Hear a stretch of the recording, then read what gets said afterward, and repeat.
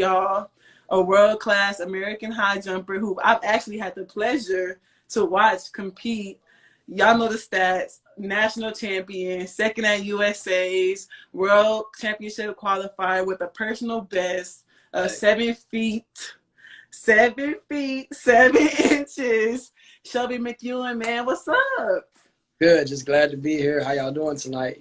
Just happy that you gave me the opportunity to do this, and I hope I can inspire someone else, and you can continue doing what you're doing, and I continue to do what I do. So appreciate you, man. Appreciate you. First of all, the world is crazy right now with COVID and police brutality, but has COVID affected you or anybody in your family?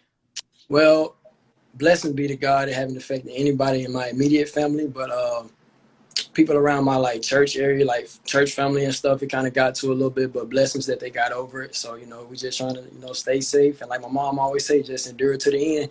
Yeah. And eventually it's going soon to be over with, so yeah. Prayed up, stay healthy, stay safe, keep that immunity up, and, just keep doing what we're doing. For sure, for sure. So talk a little bit about where you grew up at and how you grew up. Well, I'm from a small country town called Unvi, Mississippi. It's 15 minutes outside of Oxford, where Ole Miss is. So I'm 15, the University of Mississippi. Mm-hmm.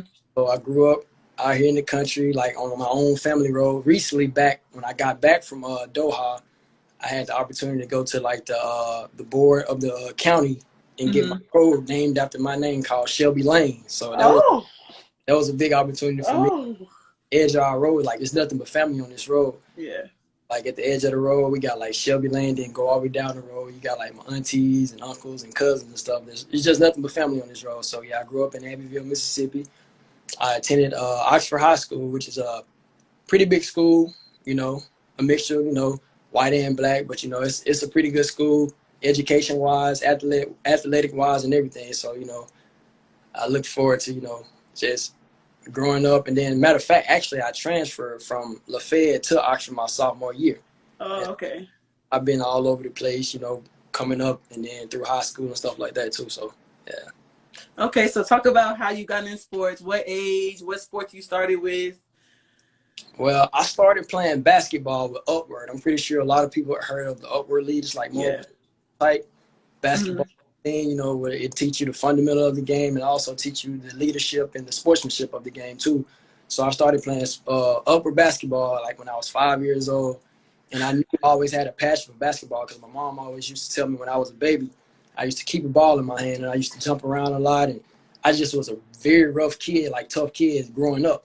And so I started with upward basketball and came up, got to my 7th grade year of middle school, and I actually first started dunking the end of my 7th grade year.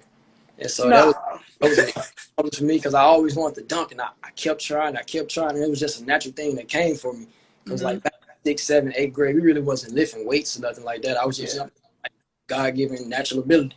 And so, yeah, it was all about basketball coming up through high school and everything. So that's how, started that. And then it just transitioned over from basketball to track, and, it just continued with that. So tell us about your transition. I know you went JUCO for basketball. So tell us how you got in the track atmosphere.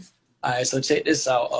So after high school, I decided to, continue my basketball dreams and go JUCO for 2 years. I played at a JUCO 45 minutes from my hometown called Northwest Community College. I'm pretty sure we had a pretty good football team, also a decent basketball team. I did 2 years there, and then each off season, which is my freshman year and sophomore year, each off season I just went out and started jumping unattached, which I had a tremendous heck of a season. And actually, let me rephrase back. In high school, back in 2014, in a Jordan Brand dunk contest out in Vegas.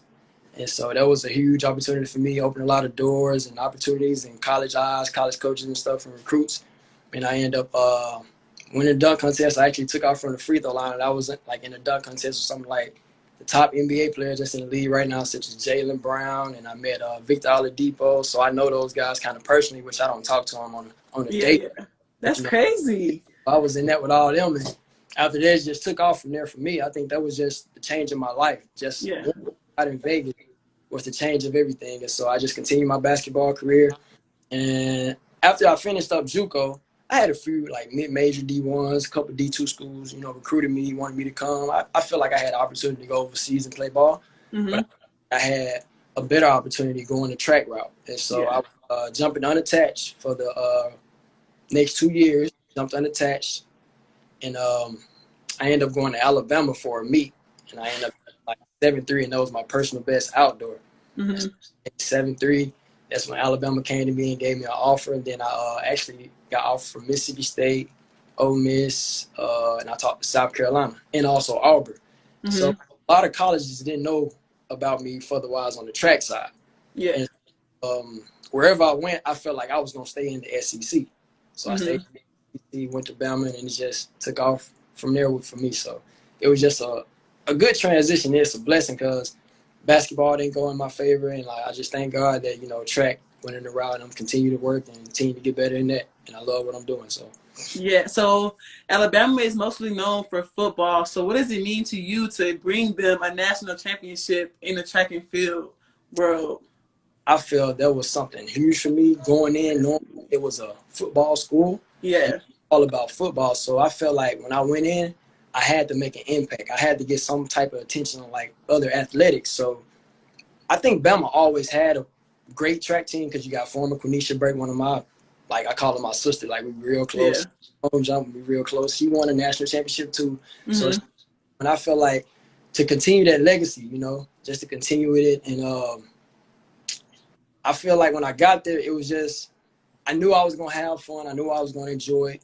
And plus get my work done. But I was telling a lot of athletes that was on the team, that was like, how Shelby can go out and do this and do that and then come back and all of a sudden he's winning every meet, then winning that championship. I always tell like people that's under me, people that's even my age, just, it's all about balancing and maintaining. If you know how to balance and maintain and do and stick to what you're doing and know who you are and who you are as a person, anything is possible, because God gave us ability to do something on this earth.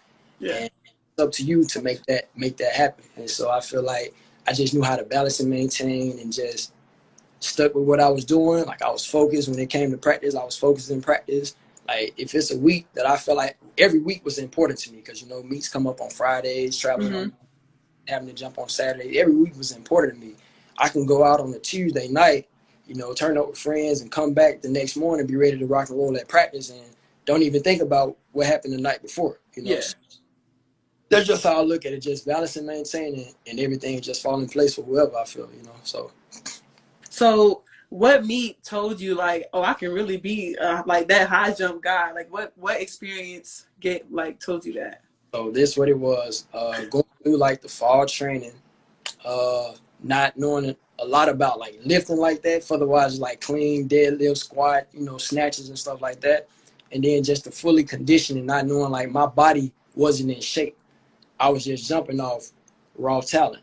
So basically, my first meet as an Alabama athlete, I went out and jumped 7'4". And I knew then I could put some things together and it only improved. It got better and better. For some reason, I was consistent with 7'4" for so long. And get to Texas A&M at Nationals, it was me, Trey Culver, and Randall Cunningham. We was going head to head, and I ended up PR in my first year at Bama with like 229, which is 7'6". And I knew then, like, this is for me. Yeah. I can jump. Like, I can do this. Like, if I put my mind to it and I know I'm putting in the work to do it, I can get it done. So I knew then, like, my whole freshman, well, my first year at Bama, which was going into my junior year, like, as a collegiate athlete, first year at Bama, I knew then when I got the Nationals, like, hey, this for me. This is my calling. I know I can, make something happen. Maybe win the Olympics one day and just compete to get better, so. For sure. So what was getting second at the USA Championships? What did that mean to you, knowing that you were going to Worlds? Like, what did that feel like? Because that's crazy. You know what? When I got the whole weekend, I don't think I was really just keeping up with everything because, like I said, I was more into basketball. And, I got second. It was just the adrenaline was flowing. And when I found out that I made the world team, it was just amazing. Like, it was just an honor. It was an honor and a privilege. And, like, we was jumping. We was going, I'm talking about me and my boy Jerron. We was going at it. And it was just like, I wasn't expecting to, knowing anything about a world team, about a match that was in Europe. I didn't know anything about that until they came and told me that, hey, you made the world team. And I was like, wow. So I took it as like, man, it's another opportunity, you know, to get exposure on the, you know, the big stage now with the best of the best. So I took advantage of the opportunity, and you know, I had to grind it out. So it was just a blessing, you know. It was a blessing. Like, in everything I do, I always give honor to God, because without Him, I wouldn't even be this far. So, you know. Definitely. And I was gonna just get into that, how you post a morning like inspiration every day about like what does that mean? Like what does that do for you? So I recently started that maybe a couple months back, and it was just something that was on my heart. I feel like that it inspired me as an athlete to inspire someone else, whether that's a regular person, an athlete, just somebody that's going through everyday life, to inspire someone else. Because like I said, we all have a purpose on this earth. And I, like, just little words when somebody just seeing the post is like very encouraging to them and also to me. So when I upload the post every morning, I look at it. I only do it like Monday through Friday. I do like Monday through Friday. And each post I upload, I like study and I break it down and I look to it. Like, it's a lot of meaning behind it. I can go out here like starting early in the morning, inspire myself, and really motivate somebody to get their day going, to have a good day throughout the day or throughout the week. And it's just something that was put on my heart to do. So I had to do it, you know. Yeah, I appreciate those because I definitely read them every day. So who do you look up to in the track and field world? To be honest, in the track and field world, whether it's high jump, any athlete, Noah, he's a lot younger than us, but not too much younger. But I look up to him to be so young, you know, Noah Lyles. Because, like, everything that he does, he takes it grade 1, A1 serious. Like, he doesn't play around. When it's time to get business done, you can depend on him to go out and win whatever race you ask him to win. And like with that mindset, I look at it and I like Mondo the Plaintiff is like a guy that's a lot younger than us. Him, which is a pole vaulter, Sam Kendricks. I actually went to school with Sam Kendricks, and guys like that that's been like that knows their abilities and that have been there and done that and broke records and stuff like that. You can look at those guys like Eric Canara, another example. Eric Canara, even the guy from Qatar, Barshim. You can look at those guys and get game from those guys about. You can tell when they're locked in and focused, and that's every meet, because any opportunity can be given, and then once that any opportunity can be taken away. So I feel like those guys, they take advantage of everything when they step on the track, whether it's running, pole vaulting, jumping, however it is, whatever event it is. I feel those guys, you know, take it serious the most, and it's a lot more athletes out there that's been in the game that know how to work. I just named a few athletes, you know, that I love to and look at and watch a lot. So, you know, those guys like that. So what would you say is like, I won't say weakness, but what do you say is something that you need to work on as an athlete? I'm going to be honest. I'm 24 years old, and to this day, I'm lazy. I'm very lazy. And I feel like when it's time to work, I'll work, but I know I have to push myself. And I know it's. And so when I feel like I've done enough, in my mind, it could be like, okay, well, Shelby, you haven't done enough. You know, let's push the extra 100 miles to get the job done, to better your body, to better your mentality, to better your mindset of going out here doing this and getting the job done. So I'm very lazy. My mom always told me since I was young, even with basketball, she always told me, she's like, son, you lazy. If you can get up, like, God has given you the talent to do whatever you want to do. Like, if you get up and look at some of these guys working, to like coach, whoever, everybody always said there's someone always out there working. And me, I'm very lazy. I have a lazy like mentality, but I know now that I've matured a lot. And so it's an extra aggressiveness that I have now, extra drive that I have. When it's time to get something done, like, I got to go out and get it done. Cause like, this is what I love to do. Like, I'm passionate about what I'm doing. So I got to go do it. And now that I see that, which it took me a minute, but I'm taking advantage of the opportunity now. I'm not going to, reflect on the past. You got to think on now and like look ahead. And so like, I look at it as like just taking advantage of every opportunity that you get. And so now that I look at it, it's like I'm more mature, I'm more disciplined, getting up to where like I'm starting to reach my peak. And that peak, you can't be stopped. Like, can't nobody stop you but yourself. So that's the mentality that I have now, and like encouraging other athletes that's coming up, ones that's in college, even professional. If you have the mentality that when you reach your peak and you booming, you know you finna go out and make a statement every meet, every game, whatever you're doing, you're gonna make a statement every time that you're doing something. So that's how I look at it now. So what was your favorite world championship moment that we don't know about? Good question. My favorite world championship moments was when the finals of the high jump was going on. I was one spot from the final, of course. I came in 13th, which was an honor for me, being first time on the world stage. 24, 30 jumpers. That was big, accomplishment for me. Now I know what to expect. But my favorite moment is when like I looked around and the high jump was going on. Then you had like maybe the 10K or something like that going on at the time. And I looked around and I seen the Kings, like the country king was right behind me. And then I looked down to Barsham country, which the country of Qatar.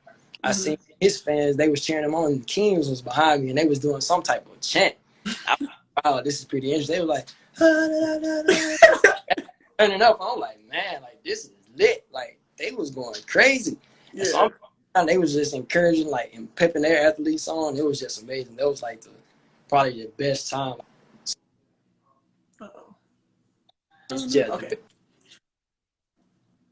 Oh.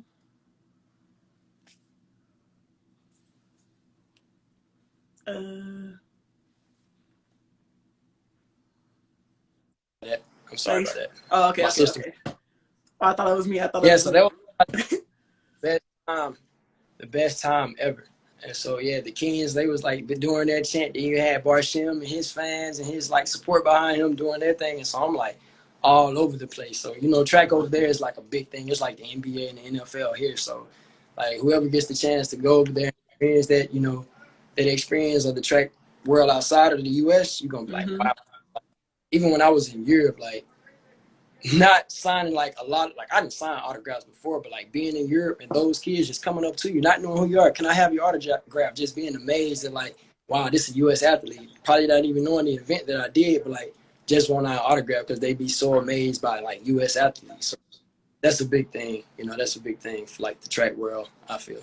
Yeah, definitely, because other countries take track so much serious and like so much more. They be live. Okay, so now we're gonna go to a little segment that's like 5 quick questions, but it's called like the real you. Okay. So the first question is, what has a sport, track and field, taught you? Sport, track and field has taught me a lot. It really has taught me a lot about myself, the inner me and what I have. Like I said, the ability and what I have and knowing what I can do.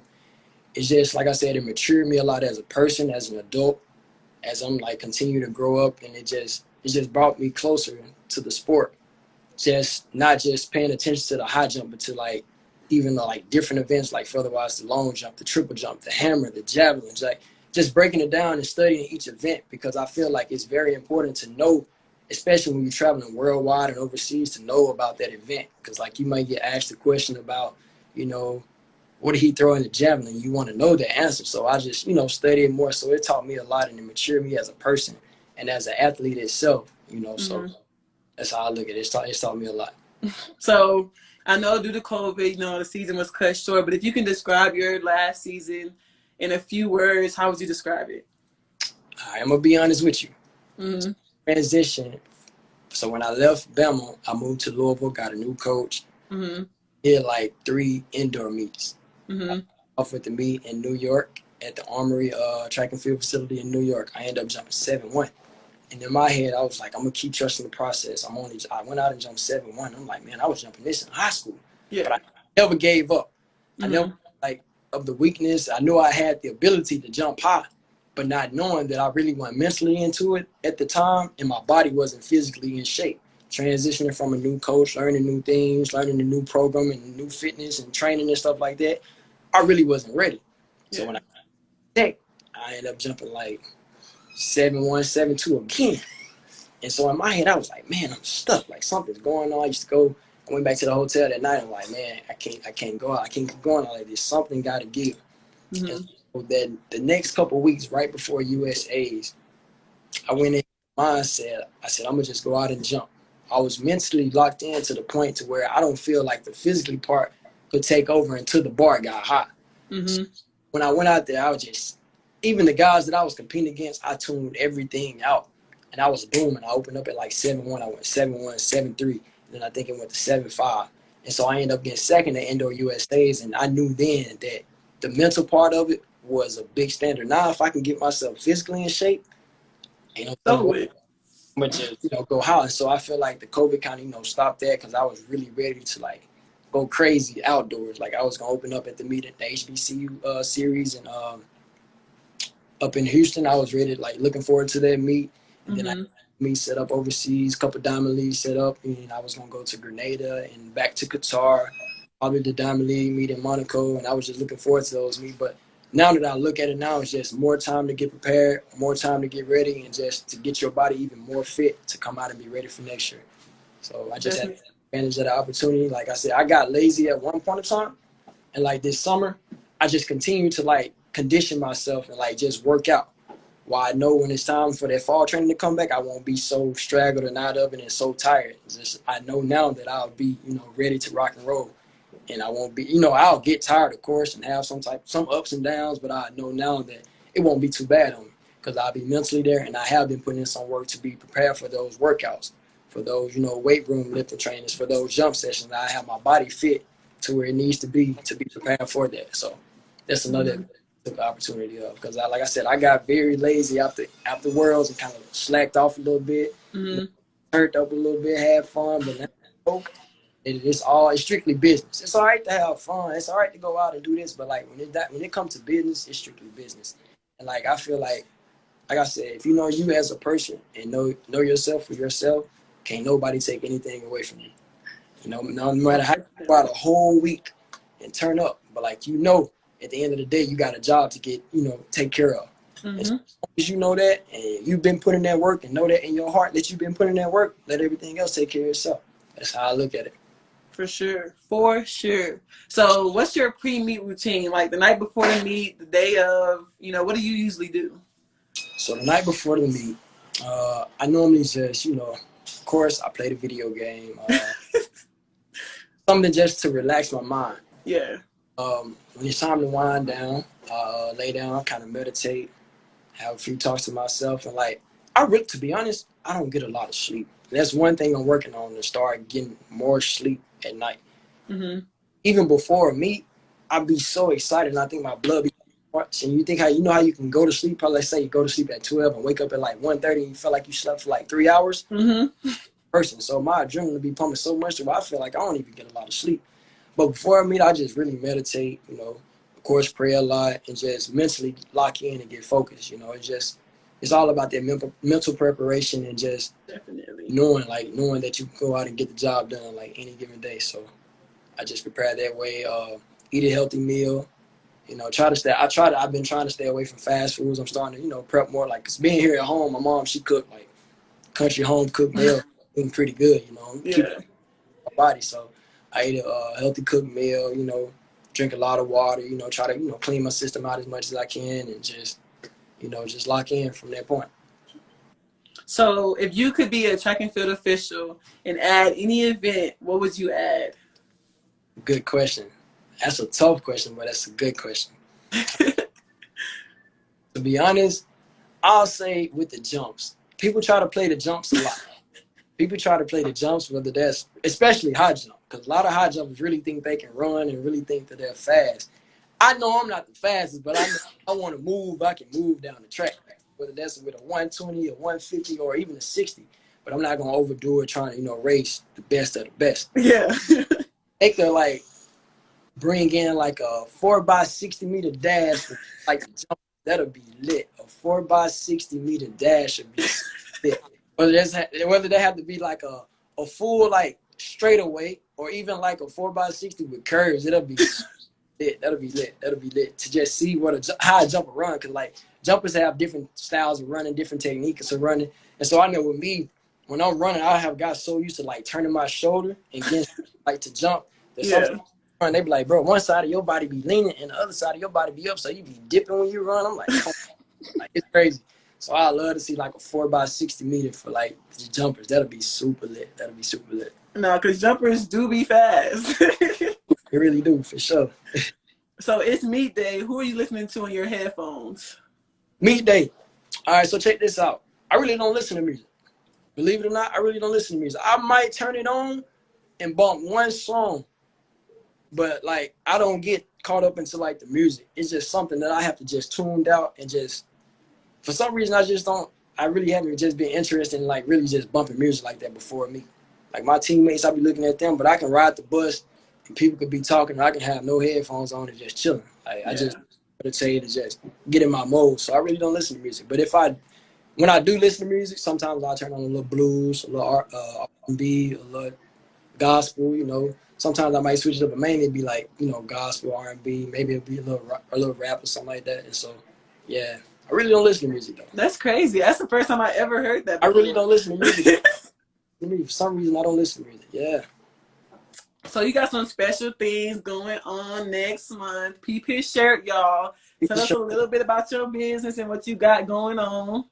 It was a long process. I just had to keep trusting the process, which it was a long process. I got with one of my classmates from high school. She helped me out. She built a website for me. I'm planning on dropping it here in the next couple of weeks.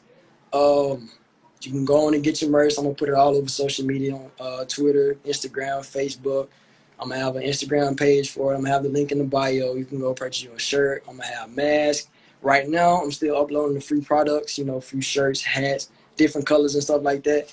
But, you know, just to get it going. So just give me something to do, bring a few, you know, extra income in. And I feel like what'll really bring it on is when, like, the season started back and I started traveling overseas, you know, making a team that'll, like, boost the brand up as a whole. And so I'm looking forward to it. Like, I'm excited. I already got a few orders in. Like, I talked to a couple of my high school, you know, classmates today that was like, man, just let us know when you drop. We ready to buy. Yeah. So I feel like with me knowing a lot of people that's here in my town, then my mom, she know a buku lot of people, like family and friends that's going to support. And so I feel like it could take off somewhere and maybe, you know, eventually, you know, get put in the stores or something like that. So I'm looking for the next couple of years, I'm looking forward to it, you know, so. You never know. So we got a couple of questions. If anybody on here have a question, just drop it in the question box. The first one is, how was your experience in Qatar? My experience in Qatar was one heck of an experience. I told my mom, actually, when I got back, if I could go back over there again and stay another month or two, I would. Like, it was that different. It was that different and that lit. So when I got there, you know, you're going to feel like the jet lag and knowing that you're in a different country. So when I got there, I forgot what day it was. I really don't remember if it was day or night. It's just, I got there one night. It was like towards the end, I got like a stomach bug. And I think it was like to the water that I got a hold to. So like when you go overseas, guys, make sure you drink the water that they serve to you out of the bottle. Do not drink the sink water. As long as you showering in it, washing your face, do not brush your teeth in the sink water or like none of that. Do not even attempt it. That's you can't brush your teeth in the sink water? Water, like the alkaline in the water was very different because like I only got sick that next day. It wasn't bothering me at first. Then I think it caught up with me. It wasn't the food that we was eating because the food that they feed you for breakfast, we was getting like zucchini and squash and like boiled eggs. They fed us baked beans for breakfast. So the whole time I was eating that, I'm like, man, this actually like my system got so used to it, you couldn't do nothing but eat it. Like it actually turned out pretty good. But like the water, I feel like kind of got to me and like it kind of got me a stomach bug. I was sick a couple of days. Like what? Actually, I was sick just for one night. And after my godmom, she's been all over the world. She's been like in Peru and everywhere. She was like, how about this, godson? Try to brush your teeth with the water that's served over there, like the bottled water that's served. And when I did that, from that day out, I was sort of, I think that what kind of prepped it on to not like to stop drinking the water. But my overall experience in Doha, Qatar was pretty lit. Like it was super lit. Like the just going out, getting to ride the camels, the sand dunes and stuff like that. It was different. It was different. Seeing different cars and like the designer clothes over there. It was different. Like just seeing that stuff and like different like dollar and currencies and stuff and like just different prices. It was different. It was different. It was a good experience. Like I said, I can't wait to go back. It's lit. Okay, here's another question. They said, if you weren't playing a sport, what do you think you would be doing? Oh. Good question. If I wasn't playing a sport, I feel like I'll be, you know, owning a business. Like we very oriented business like family. My dad is 63 years old and he's very talented. He worked for the city of Oxford Water Department, but like on the side, he's been doing this over 30 years now. And so back when I was 16, I went out working with him. And we do metal roofing on houses. I got crafting with like metal roofings. I can build a whole deck, just me and him. He didn't show me like the different measurements of the stuff, which I didn't go to school for it, but I have those, you know, those skills to do it.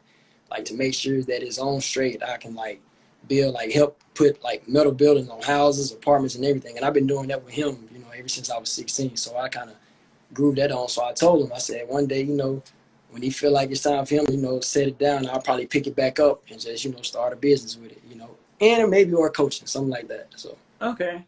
Another one is, have you picked up any hobbies in quarantine that you usually didn't have time to do?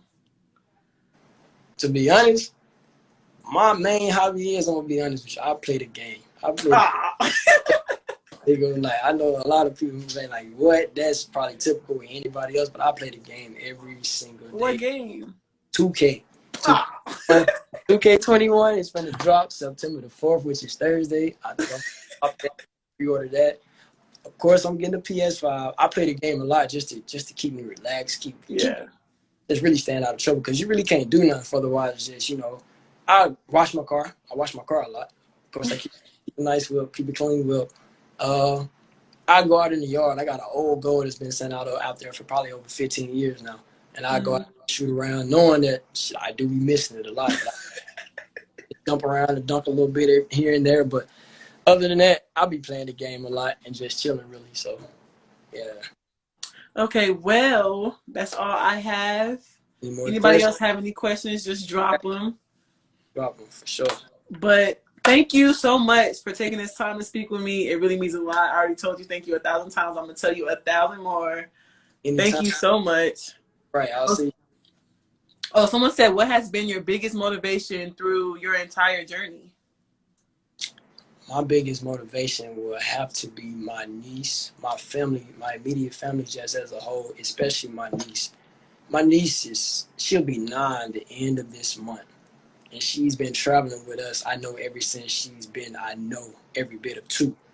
Not overseas, but just within the U.S., she's been to every meet. And just hearing her voice at a meet be like, so that my nickname at home is Tay Tay. They call me Tay Tay. I'm going to give you the whole real spiel. My name is Shelby.